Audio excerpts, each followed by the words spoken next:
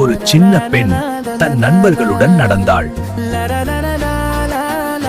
அங்கே ஒரு ஆமை மெதுவாக நடந்து கொண்டிருந்தது. திடீரென்று ஒரு முயல் வேகமாக ஓடியது.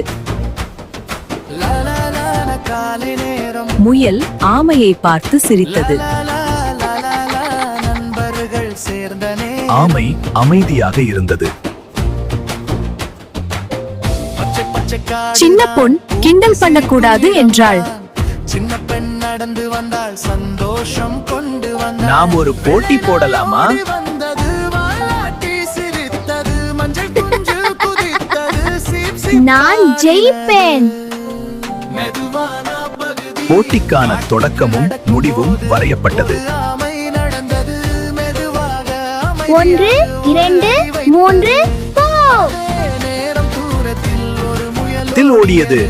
நான் தான் வேகம் என்று சத்தமாய் சிரித்தது. நடந்தது. கோரசம் மெதுவாக இனிமையாக மெதுவா மெதுவா ஒரு அடி முயல் தூங்கியது.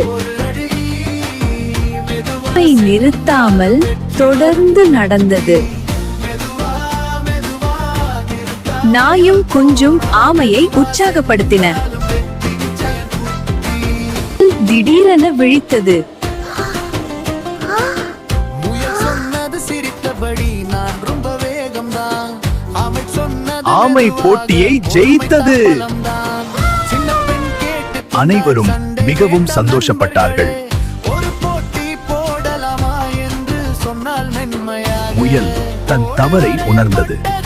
தொடக்கமும் முடிவும் மன்னிச்சிடு என்று முயல் சொன்னது. போட்டி தொடங்கும் தருணம் கோரிசு குழந்தை மன்னிச்சிடு என்று முயல் சொன்னது. பொறுமையோடு போனா மெதுவா சென்று மன்னிச்சிடு என்று முயல் சொன்னது. ஆமை அன்புடன் முயலை மன்னித்தது. முயல் மின்னல் பை பை குழந்தைகளே, மீண்டும் சந்திப்போம்.